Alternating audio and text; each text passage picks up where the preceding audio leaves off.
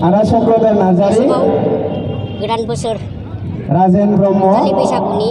आरो सनाजुलि ब्रह्म बयबो रायजो राजानिसिम आंनि नोंथांमोनखौ गोसोनिफ्राय खुलुमनाय नैबे दुरुं खानाय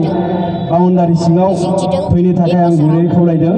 बर' हारिजों जोङो लोगोसे नै गुबुन गुबुन हारि दान्दिसेनि उनावनो मोजां देहा बादायलायनाय हाबाफारिखौ मोजां खामानि मावनो जागायसिगोन।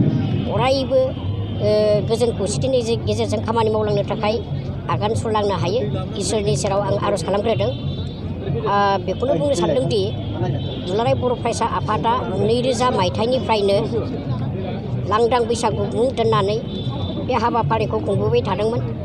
आरो आङो गेजेर गेजेर दुलाराय बिथांमोनानो जाहैबाय राजेन ब्रह्म आरो सनाजुलि ब्रह्म बिथांमोनखौ जोंनि नाथाय दुलाराय बर' फरायसा आफादनिफ्राय गांसे गांसे आर'नाइजों बरायनो थाखाय गुरै खावलायबाय आरो चक्रधर नार्जारी आदाखौबो दुरुं बोनायनि सिङाव थांनो थाखाय गुरै खावलायबाय। खनिन बसुमतारी आरोबाव हारिमु नेहाथारि मानगोनां बिथांमोना दिनैनि बादायनायनि बिजिरगिरि लांदां बैसागुखौ गोबां मोजाङैनो देरसिनै गाजा गोमजायै रंजा बाजायै खुंफुंदों आरो बेवहाय आं रायजो राजाखौ खावलायनो लुबैदों बयबो दिनै जिबायदि गाजा गोमजा रंजा बाजायै बे जायगायाव नुजाफैदों थिग बेबायदिनो अरायबो बर' हारिखौ गोजोन खौसेथिनि गेजेरजों दावबायलांनो थाखाय बर' हारिखौ गेरेमसा हारि दानो थाखाय जों बयबो जानजि खाफ्रानानै